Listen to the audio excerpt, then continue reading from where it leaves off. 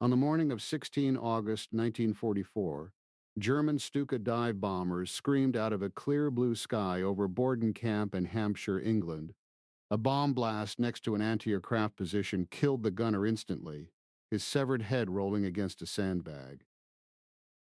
William R. Dunn, a 23-year-old American serving with the Canadian infantry, ran from his shelter toward the unoccupied Lewis machine gun pit.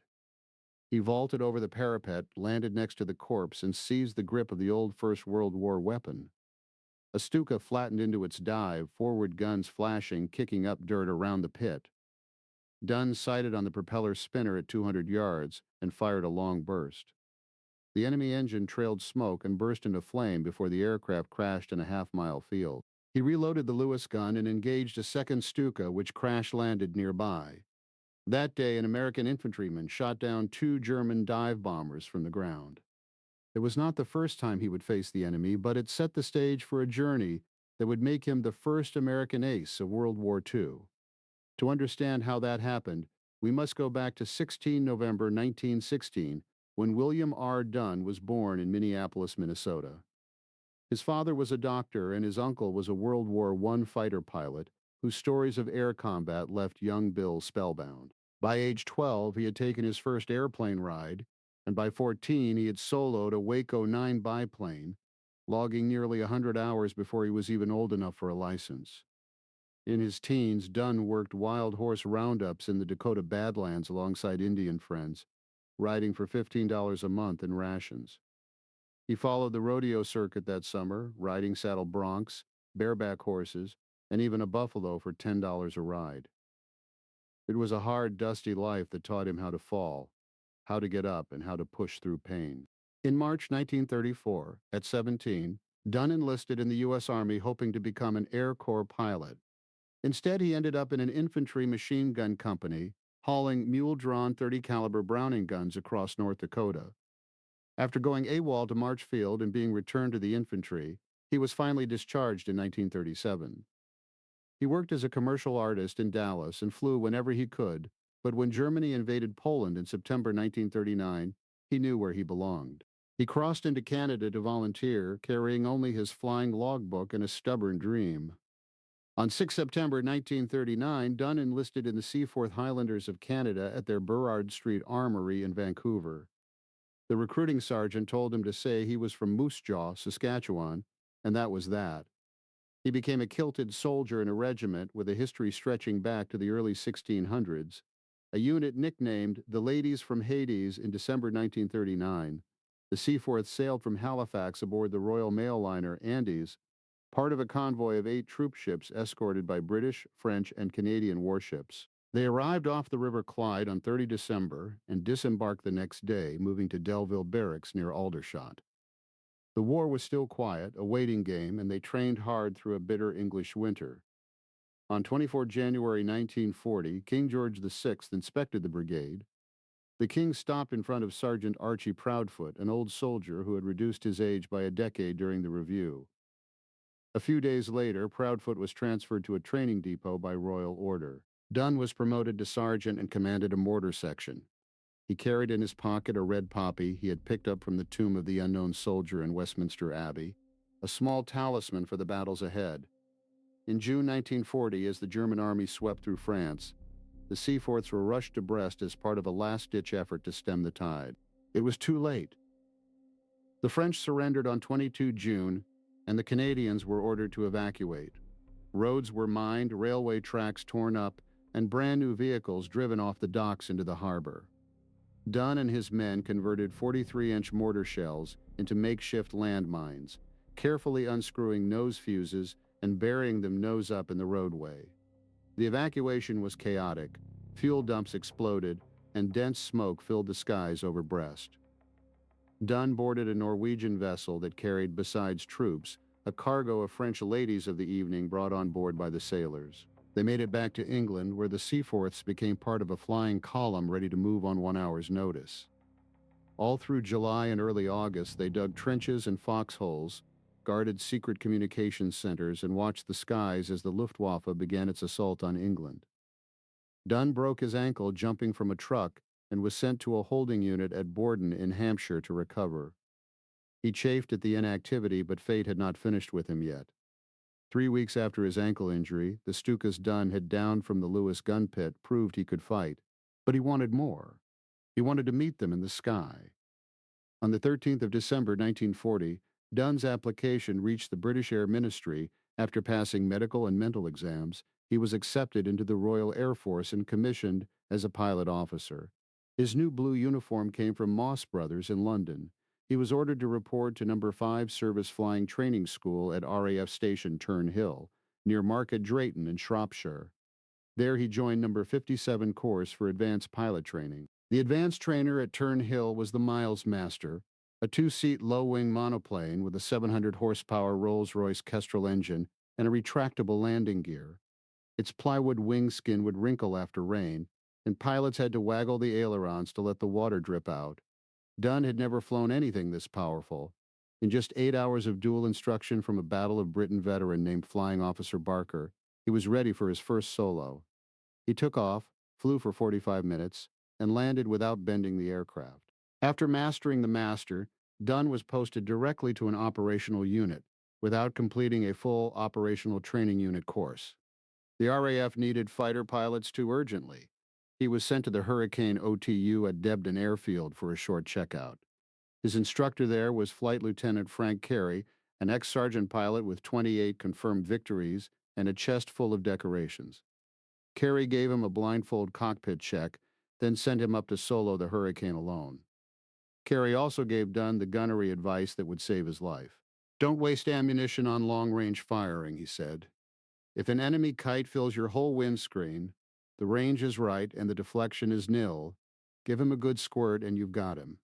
After just 7 hours and 40 minutes of hurricane time, Dunn was posted to Number 71 Eagle Squadron at Martlesham Heath Airfield. He had logged only 64 total RAF flying hours when he went operational. Number 71 Squadron was the first RAF fighter squadron, composed entirely of American volunteer pilots. Its flight commanders, Flight Lieutenant George Brown and Flight Lieutenant R.C. Wilkinson, were experienced British officers. Initially commanded by Squadron Leader Bill Taylor, the squadron soon passed to Squadron Leader Henry de Clifford, Anthony Woodhouse, called Paddy by the men. Dunn's first roommate was Pilot Officer H.S. Fenlaw, who married a young English woman shortly before being shot down and killed in action. His next roommate was an 18-year-old boy named Tommy McGurty, who became Dunn's close friend and later his wingman. Dunn's first fight with enemy fighters came in late May 1941. The squadron was scrambled and vectored toward the French coast, where they met a squadron of Messerschmitt 109s.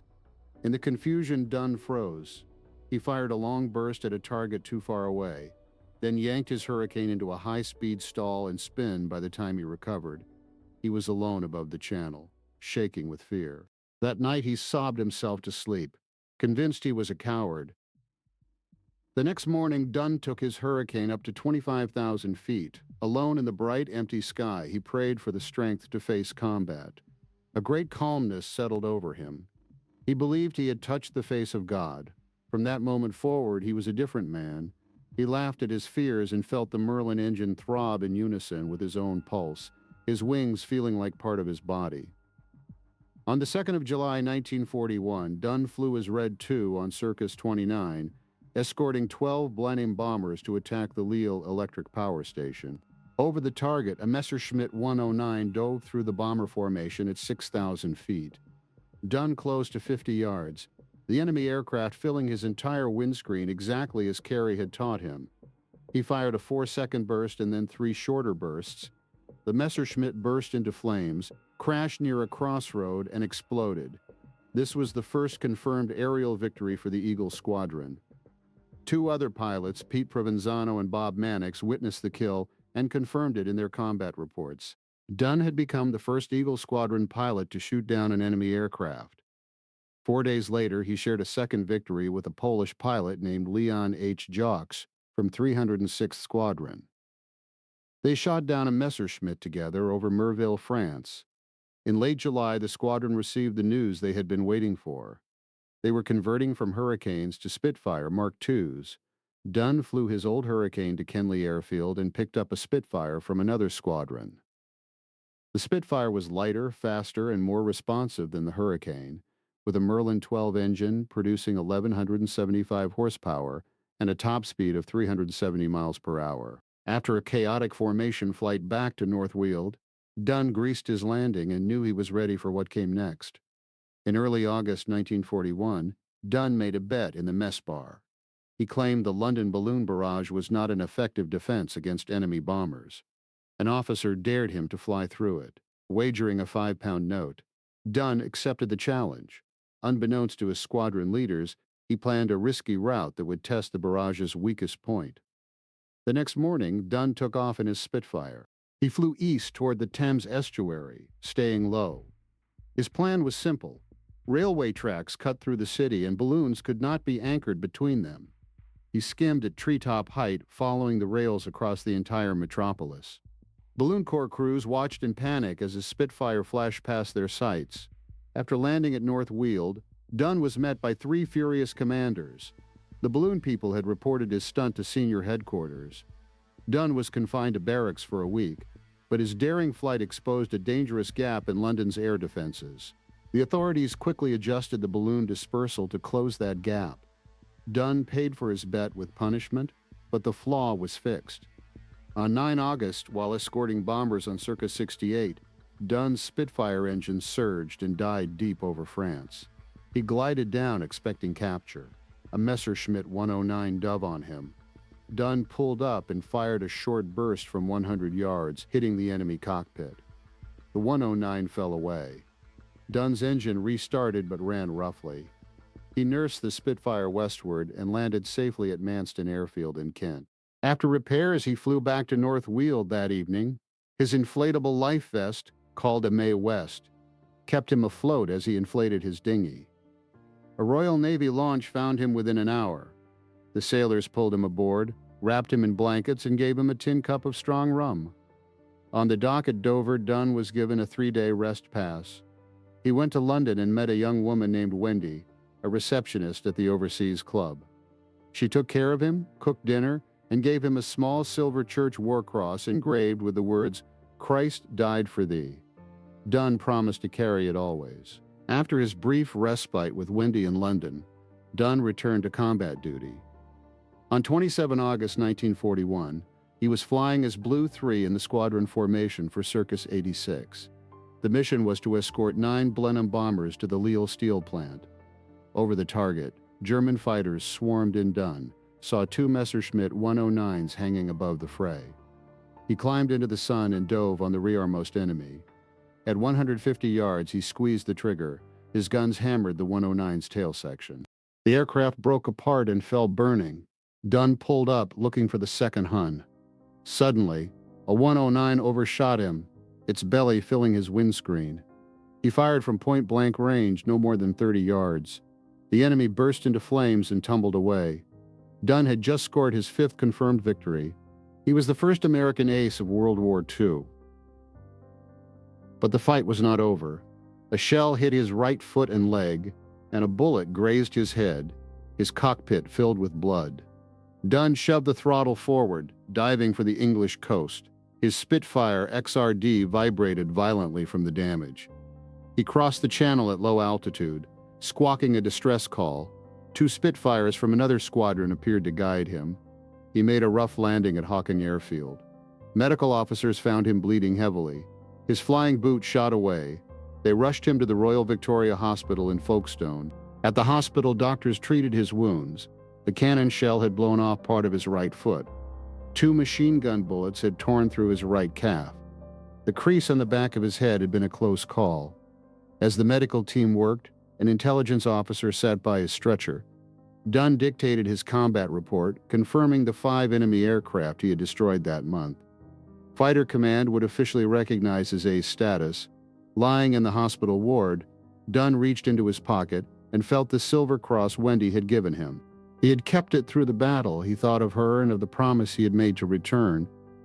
The exhaustion of the past months settled over him. He closed his eyes, knowing he had pushed his luck to the limit. The war, however, was far from over. Dunn's Spitfire XRD was written off after the battle. It had brought him home one last time.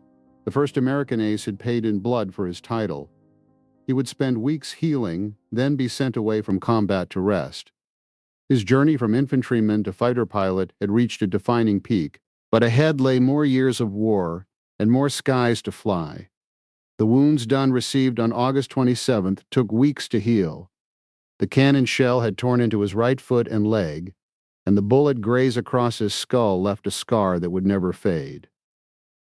During his recovery at the Royal Victoria Hospital in Folkestone, he often reached into his pocket and felt the silver cross Wendy had given him.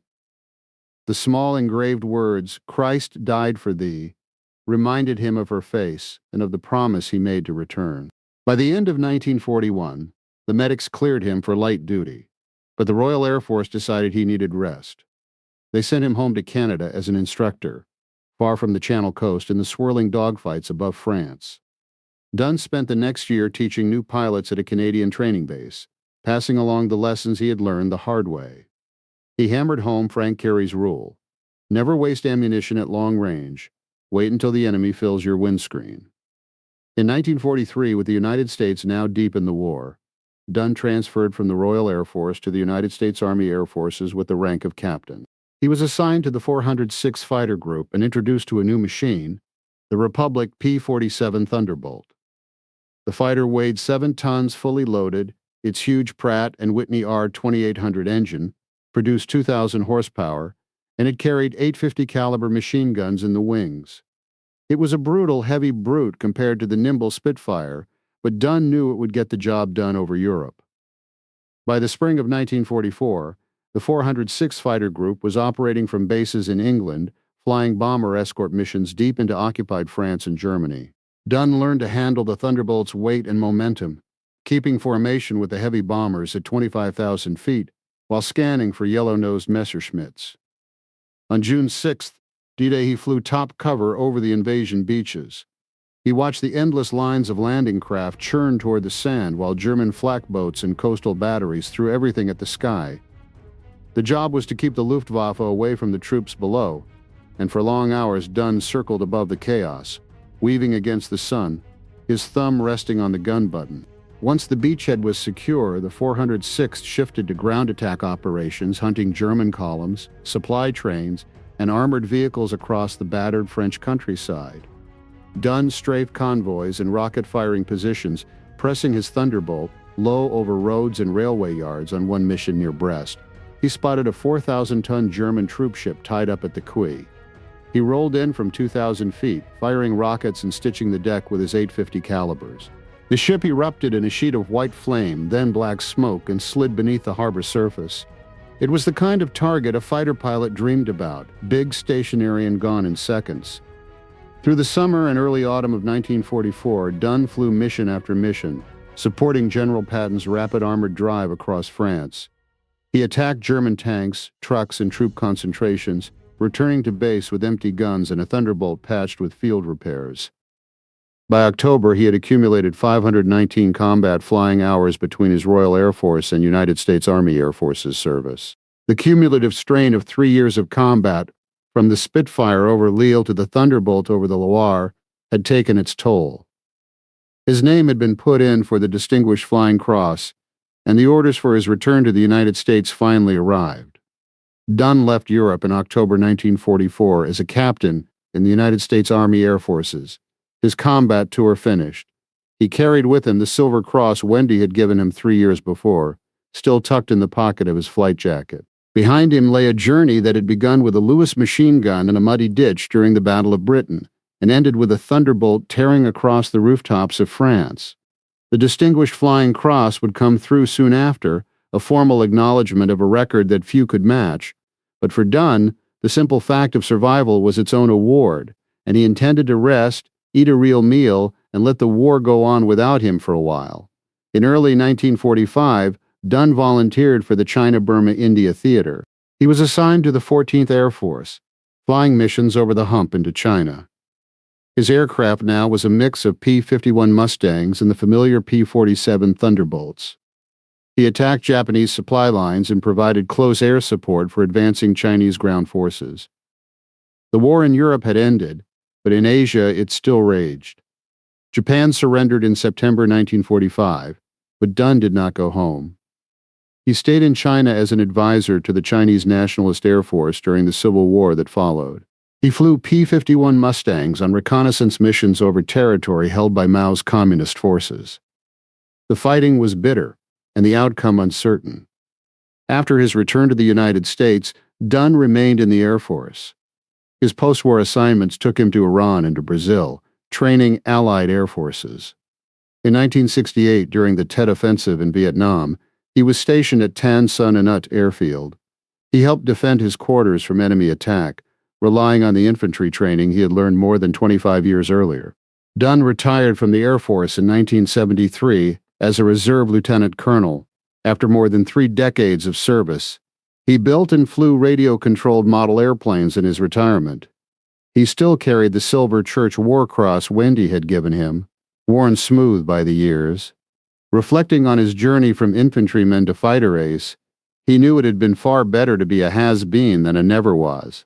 Tommy McGurty's fate after the summer of 1941 is not recorded. George Brown survived the war as a flight commander and retired from the RAF. Frank Carey survived the war and retired as a group captain. Leon Jacques survived the war and remained in contact with Dunn for many years. The specific fates of Patty Woodhouse and Sam Mariello are not established in the historical record.